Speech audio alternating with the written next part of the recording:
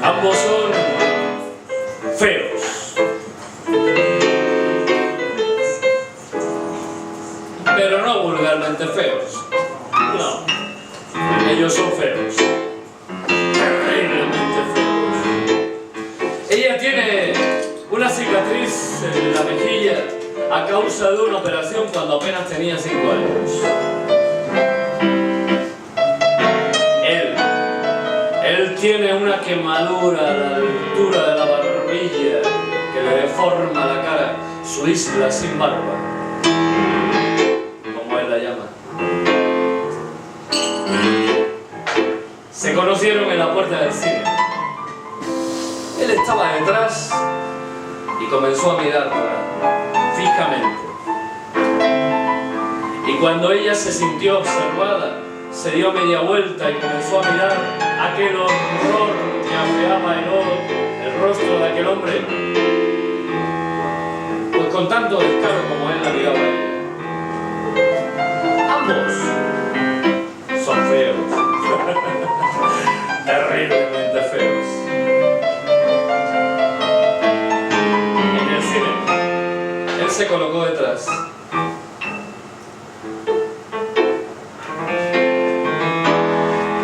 Y comenzó a mirar fijamente su pelo rubio perfecto, su oreja perfecta, la del lado bueno, por supuesto.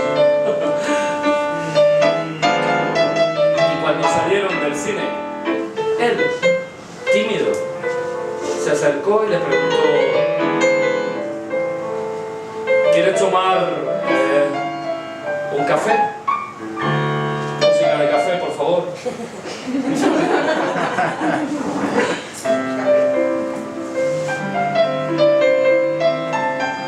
Por ejemplo.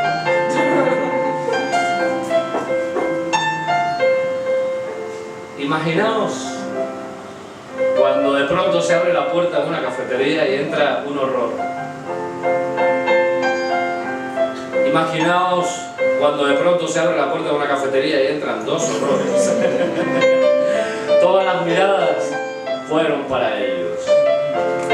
Y fueron sorteando una tras otra las mesas hasta aquella que quedaba al final. Algunos los miraban con cara de sorpresa y otros simplemente agachaban la mirada mientras otros que estaban en otra mesa cuchicheaban y otros se reían. Y llegaron a aquella mesa, justo la del fondo, y estuvieron larguísimo tiempo hablando, hasta que de pronto él se atrevió, se abrochó, se colocó y le dijo: verás,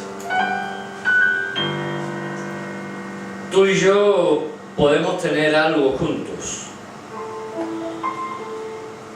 ¿Algo?, preguntó ella. Sí, estoy absolutamente seguro de que te encantaría tener una cara tan simétrica y tan perfecta como la de aquella chica de allí, a pesar de que ella se ríe como si fuese imbécil. Y tú pareces encantadora. Y a ella le hizo tanta gracia que le dijo que por qué no. De modo que de nuevo sorteando una tras otra las mesas mientras unos cuchicheaban, otros hablaban, otros agachaban la vista y otros simplemente se reían. Salieron de la cafetería, aparte porque Oli, que era el camarero que se encontraba aquella noche allí, los miraba de forma extraña porque llevaban 3 horas sin consumir nada. Amigo. Vivo cerca, dijo él. Y se acercaron a la casa. Y justo cuando entraron en la casa y abrieron la puerta, él se dirigió a la ventana, cerró la persiana y corrió la doble cortina. Y así, una tras otra,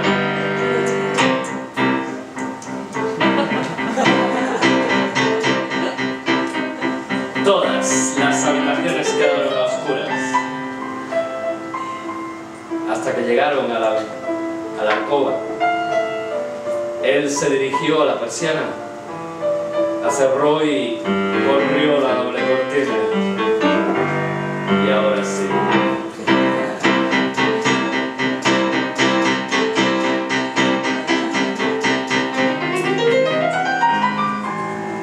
Comenzaron a desnudarse a oscuras, completamente a oscuras, hasta que se quedaron completamente desnudos. Y se acercaron.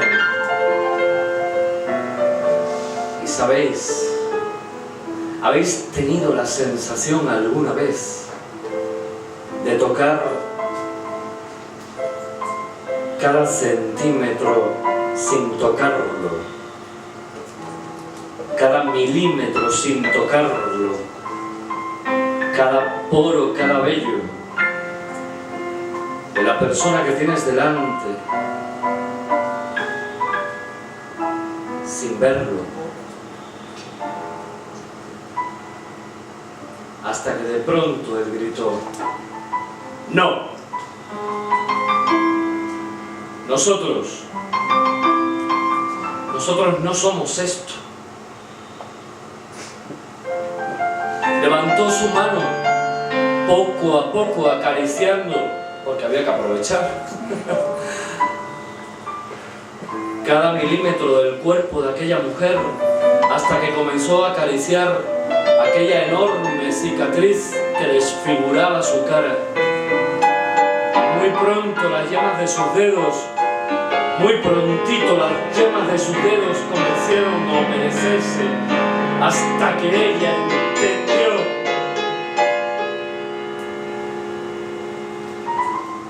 Levantó entonces su mano y comenzó a acariciar levemente aquella isla sin barba, aquella enorme cicatriz, aquella enorme quemadura que desfiguraba el rostro de aquel hombre. Y así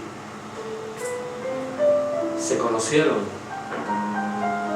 Ellos son feos, terriblemente feos. Y pasaron la noche riendo, y pasaron la noche llorando, hicieron el amor y lo deshicieron. Y deshicieron las sábanas y las hicieron. Y durmieron y se acariciaron y se desacariciaron. Y la mañana llegó y él se despertó primero. Se dirigió a la ventana, corrió la doble cortina y abrió la persiana para que toda la luz del sol entrase en aquella habitación.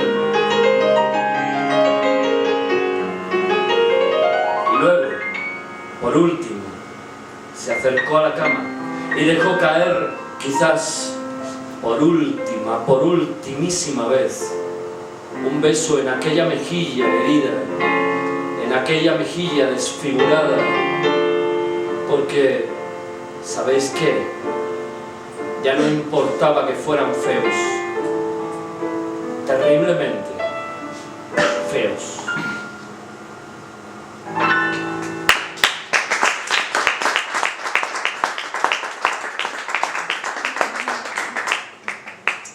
Gracias.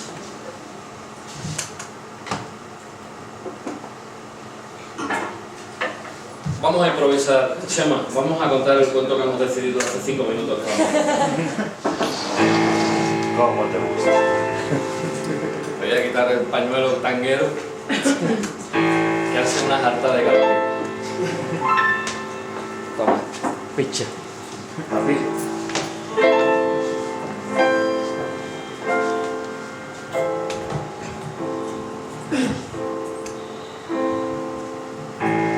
Siempre digo lo mismo, ser periodista de Cádiz y cuentista tiene que tener algún tipo de penalización. La penalización que en mi caso he tenido ha sido la de vivir varias vidas. Y el problema de vivir varias vidas no es vivirlas en sí, es que te tienes que morir. Y el problema de morirse no es en sí la muerte, es el mal rato que se pasa, coño, cuando...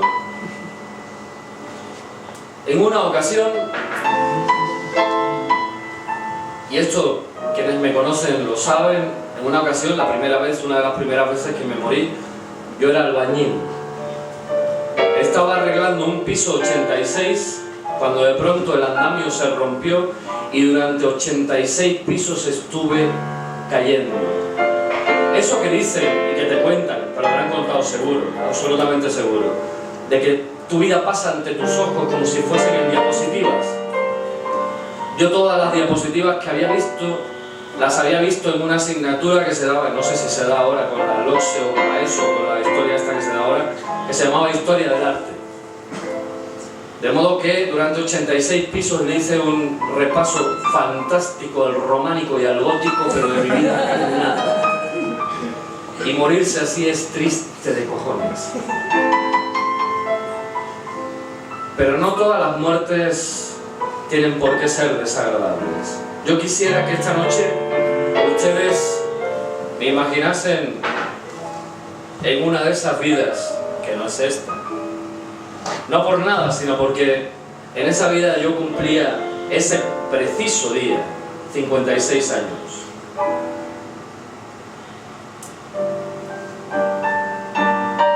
En todas y cada una de mis vidas he tenido una terrible falta de personalidad.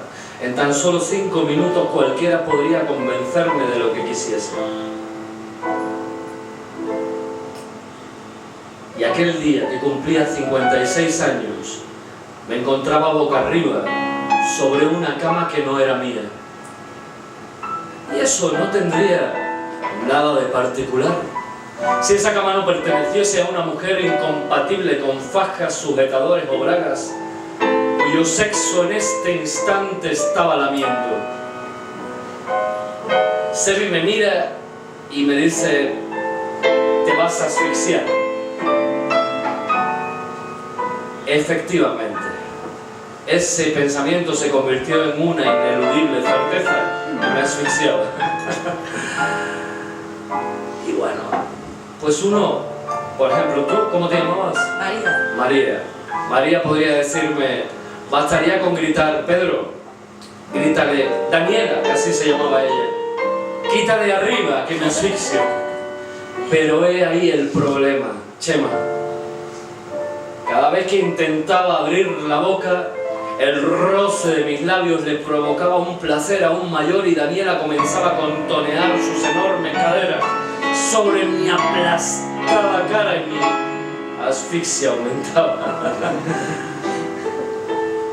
De modo que al final decidí morirme, que era lo más sano y lo más normal, y lo más inteligente también, vistas las circunstancias, entre otras cosas, porque yo en todas mis vidas he tenido este cuerpecito, todas y cada una de mis vidas he tenido este cuerpecito, y no se puede hacer gran cosa con este cuerpecito, ¿ok?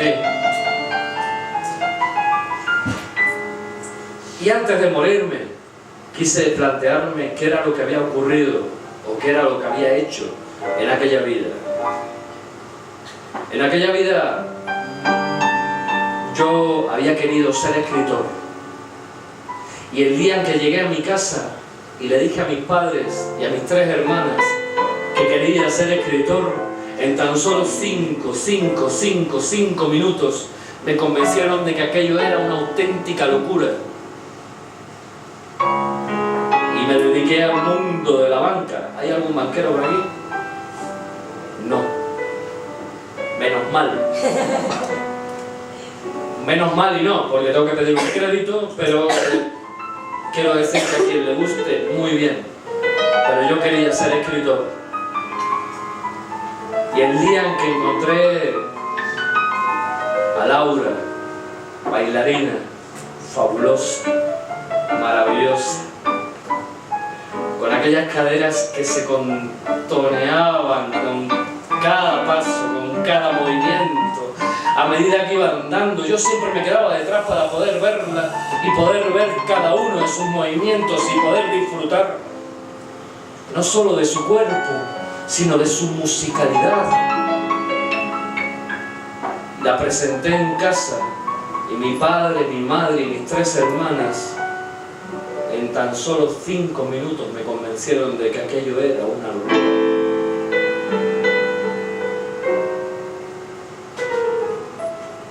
Luego conocí a Justine. Yo soy un fan del Marqués de Sade en todas y cada una de mis vidas. Y Justine en su libro, algunos hay opiniones, quiero decir, hay literatos que dicen que tal, pero era muy ligerita, quiero decir, era fácil. Justine la putearon mucho, pero quiero decir, aquello no podía durar, pensé, pero no. Justine fue lo suficientemente imbécil como para llegar y quedarse. Y yo fui lo suficientemente imbécil como para quedarme y tener 2 hijos tan estúpidos como su madre que quisieron seguir los pasos de su padre. De modo que esa tarde, justo esa tarde en que yo cumplía 56 años, llegué a mi casa y había ascendido en el mundo de la banca sin hacer absolutamente nada, porque esto es un truco. Y pregunté si había alguien de la banca aquí, porque este es el truco. Si haces lo que los de arriba quieren, ellos están contentos. Y si además delegas, entre comillas, los de abajo también están contentos porque piensan que le das responsabilidad. De modo que casi tocándome la barriga, sin hacer nada, fui ascendiendo y ascendiendo en el mundo de la banca. Que hoy día es fácil, además. ¿Saben? No habían tenido ni siquiera la imaginación de colocar 56 velas en la tarta. Colocaron una en el centro. Aquello me pareció casi un velatorio. De modo que salí corriendo. Salí corriendo y corriendo. No recuerdo haber corrido más en ninguna de mis vidas, ni en ninguna de mis muertes. Y de pronto la vi, a Daniela, tan rebosante de carne, tan rebosante de vida, que decidí seguirla. Y cuando Daniela sintió que la seguían, decidió meterse en una cafetería a ver si yo paraba, pero no.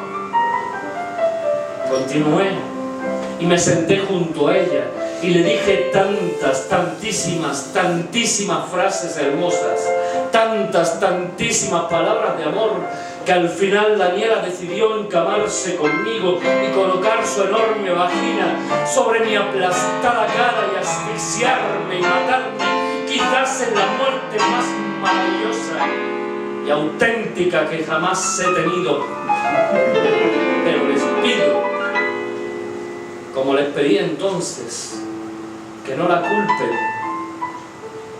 porque yo siempre he tenido una terrible falta de personalidad y fui yo quien fue a buscar a Daniela, fui yo quien le pidió que colocase su enorme vagina sobre mi cara, fui yo quien decidió morir de forma elefantiásica.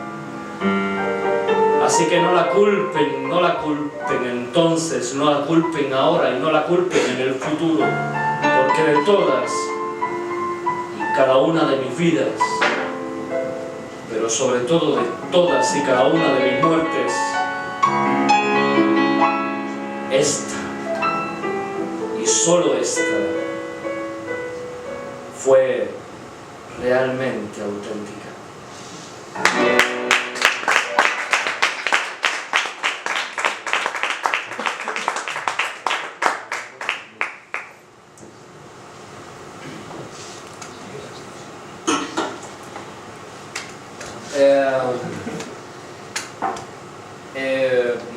Sopa de piedra. ¿Cómo era?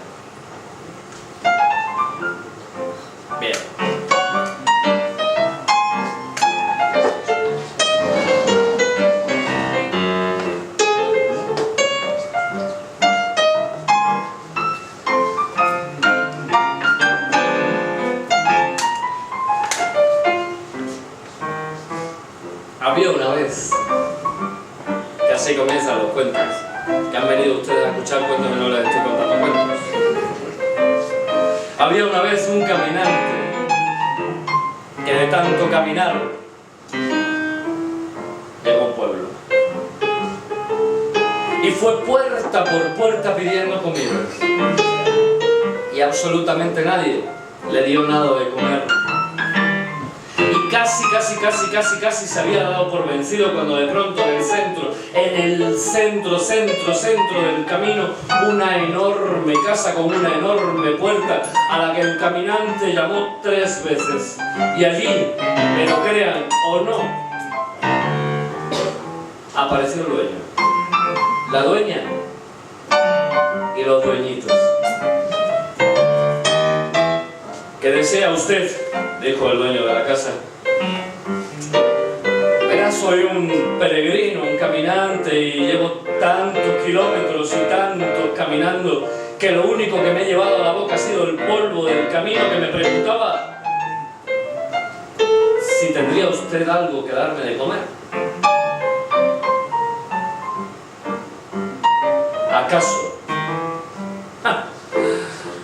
¿Acaso cree usted que yo he colocado mi casa en el centro del camino para que el primer muerto de hambre que venga aquí y me pida comida? No, dijo el dueño de la casa. La dueña y los dueñitos asintieron.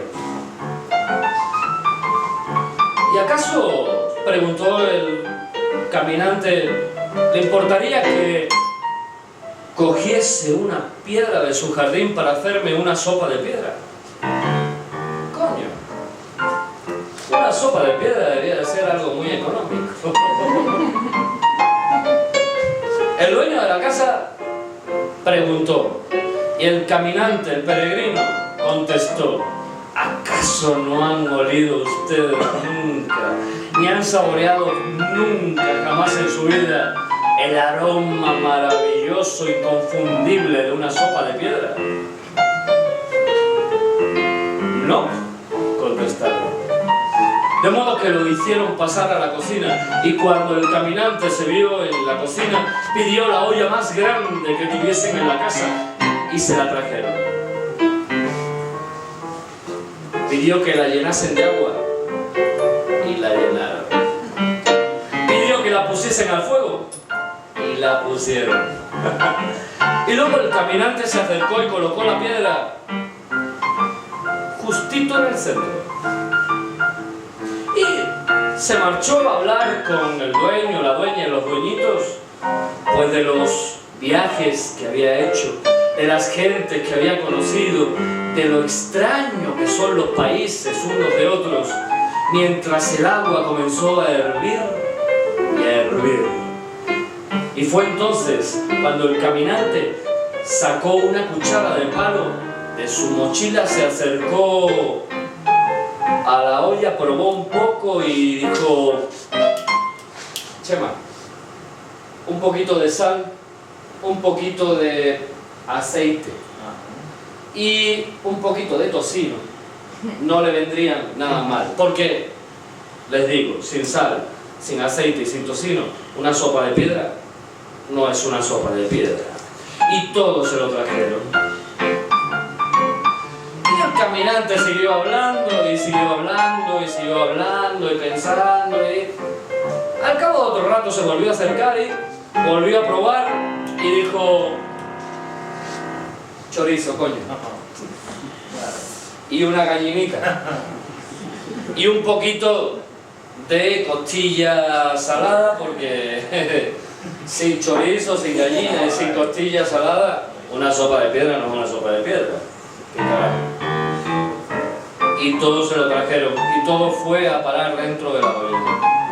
Y al cabo de otro rato el caminante se volvió a acercar, volvió a probar.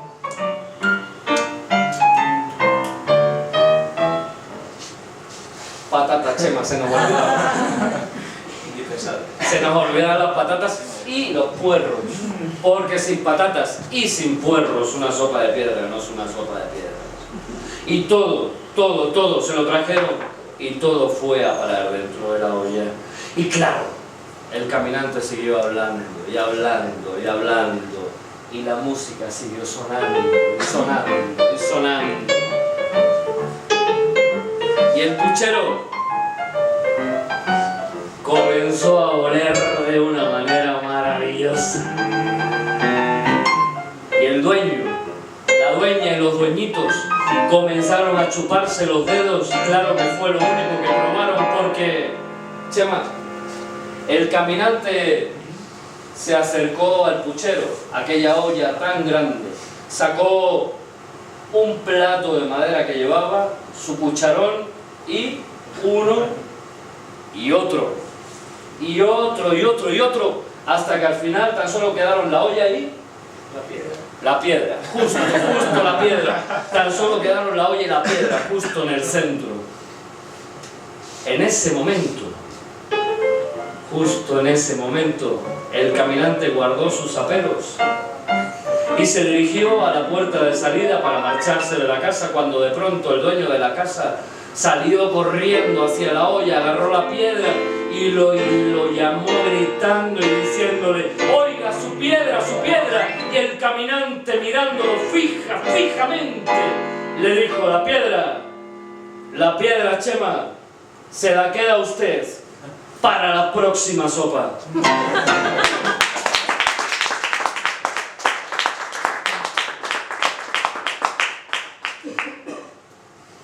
Muchísimas gracias. Muchísimas gracias, muchísimas gracias. ¿Qué hora es? Son las 12, hemos empezado a las 10:30. Nos queda...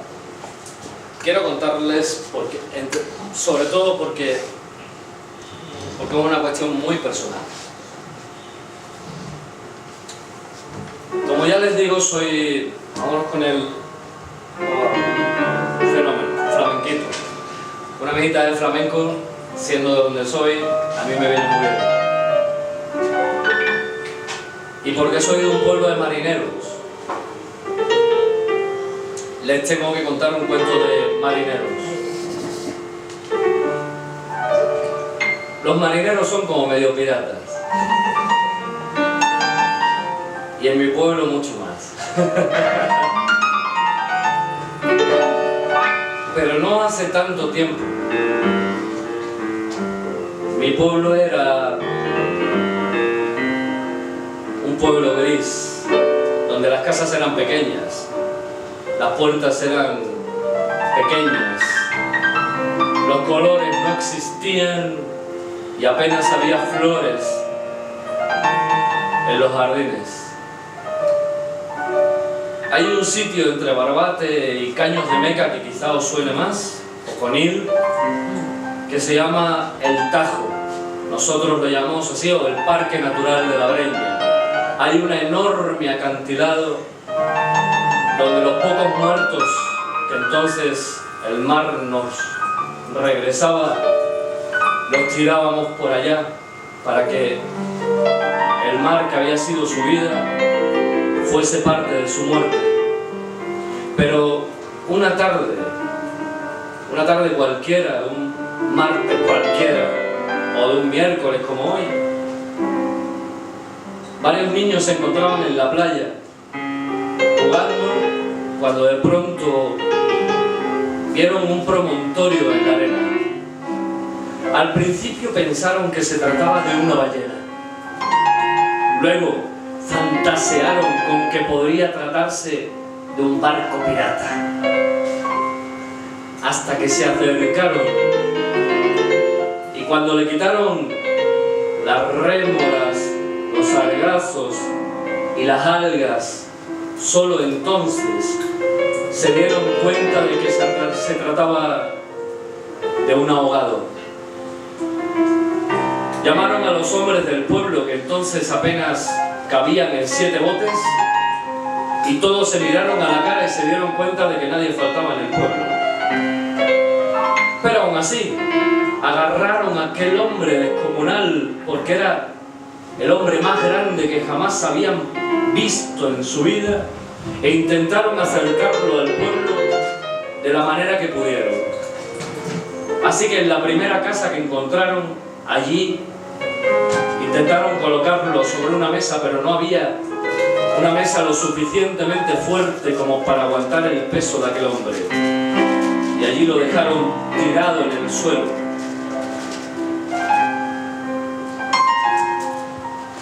Enseguida se corrió la voz, y las mujeres de Barbate llegaron a la casa y comenzaron a quitarle con cuchillos de descamar, pues, todos los argazos y todas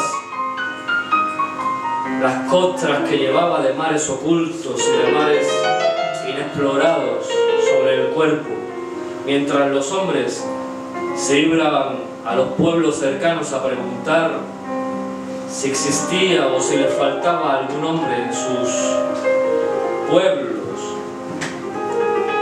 y mientras ellas se quedaban allí cuidando de él, a medida que lo iban limpiando, se iban dando cuenta de que aquel hombre no solo era grande, no solo era el hombre más grande que jamás habían visto, sino que cuando le quitaron todas y cada una de las escamas que tenía en la cara, se dieron cuenta de que aquel era el hombre más hermoso que jamás habían visto en su vida. Y cuando le quitaron las escamas del resto del cuerpo, se dieron cuenta de que no solo era el más grande y el más guapo, sino el más viril que jamás podían haber imaginado. Y todas comenzaron a fantasear.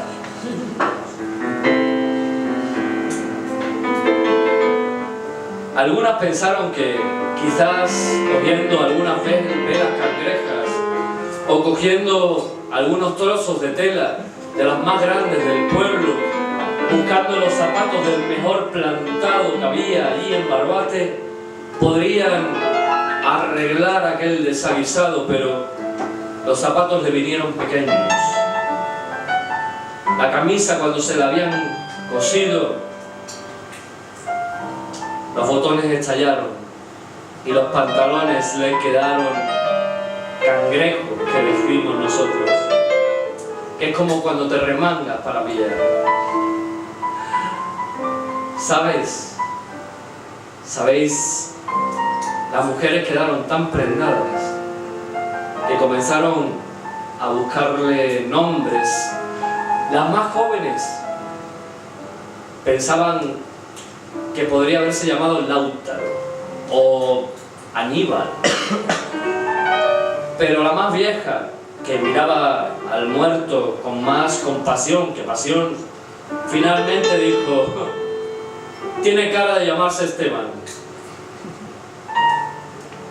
Joder, era Esteban.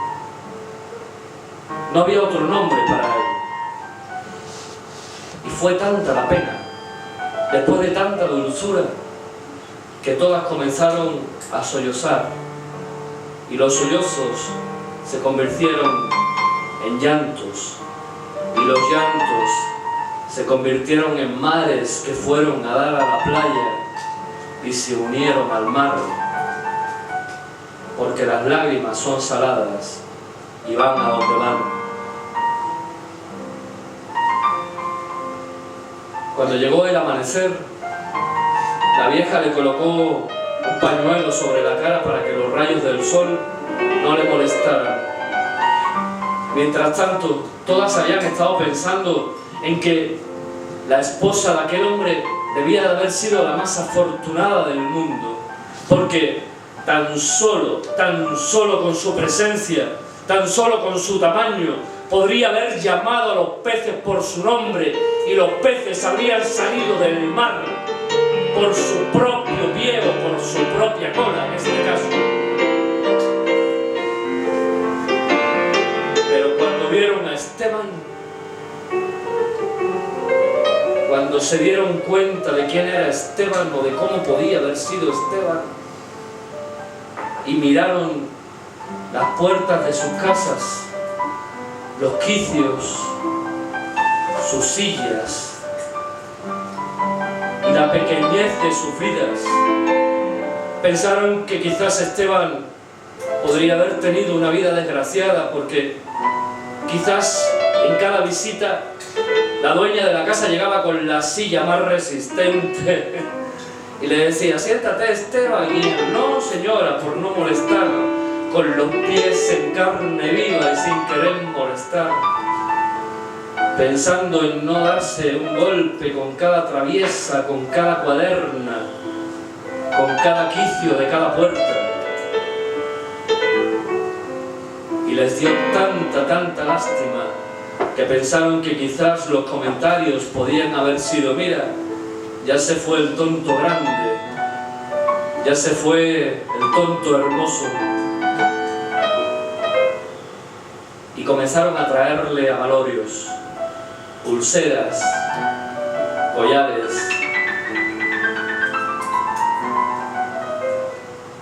conchas de mar construidas en pequeños abalorios para que el mar pudiese llevarlo a sitios inesperados y maravillosos, mientras los hombres seguían buscando y buscando. Y cuando llegaron los hombres y lo vieron con el pañuelo en la cara y todas las mujeres llorando, uno de ellos dijo: ¿a qué viene tanto sollozo y tanta lloriquera por un muerto al carajo si ni siquiera es nuestro? Pero cuando de pronto dijeron que tampoco pertenecía a ninguno de los pueblos de alrededor, todas las mujeres gritaron: ¡es nuestro! Y uno de los hombres, ya muy enfadado, dijo: ¿a qué viene tanta lloriquera por un muerto al carajo? Le quitaron el pañuelo de la cara y los hombres también quedaron prendados. Decidieron hacerle los funerales más impresionantes, más maravillosos y majestuosos que jamás se han visto en el estrecho de Gibraltar. Construyeron de los palos mayores de 2 barcos, 2 enormes cuadernas, y allí colocaron flores, arbustos y suficientes cuerdas como para soportar el cuerpo de aquel enorme muerto. Y comenzaron a subir la carretera, o el camino mejor dicho, que llevaba hasta el Tajo, hasta ese enorme acantilado donde tiraban a todos sus muertos, y pensaron en ponerle un ancla para que el mar no lo llevase, pero finalmente decidieron que ¿para qué? ¿Para qué iban a ponerle un ancla? Porque si Esteban quería volver de nuevo al pueblo, que lo hiciese cuando quisiera. Y cuando estaban arriba y miraron Barbate desde lejos, se dieron cuenta de lo gris que era el pueblo, de la tristeza de sus calles, de la estrechez de sus mentalidades y de sus sueños. Y decidieron entonces buscarles entre los mejores del pueblo un padre y una madre, unos hermanos y unos primos de esos primos, y unos hermanos de los hermanos. Y cuentan y dicen que desde entonces en mi pueblo todos somos parientes gracias a Esteban, y que en el instante, en el segundo, mientras lo lanzaban al mar, todos decidieron, absolutamente todos decidieron en Barbate, que a partir de aquel día las casas iban a ser de colores, las puertas iban a ser más altas, se iban a plantar flores por todos los jardines, y un pinar enorme que llegase desde Barbate a Conil y atravesase toda la provincia de Cádiz, para que cuando cualquier capitán de barco atravesase el estrecho de Gibraltar pudiera decir: miren allí, justo allí, donde el viento, ese viento de levante del que antes les hablaba, se queda a dormir debajo de las almohadas, justo allí donde el aroma a flores y a pino piñonero nos llega por el estrecho, justo allí se encuentra Barbate, y ese, justo ese es el pueblo de este valle.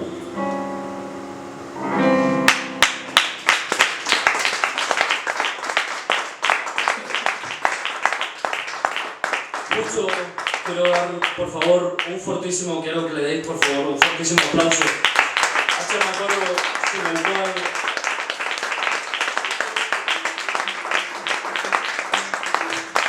la magia hubiese sido imposible.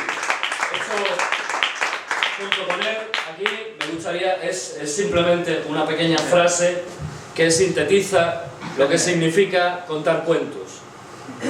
Contar cuentos es imaginar. Y hay un pequeño texto de Augusto Monterroso que dice: un día soñé que soñaba, y en el ensueño del sueño soñaba que soñaba. Gracias.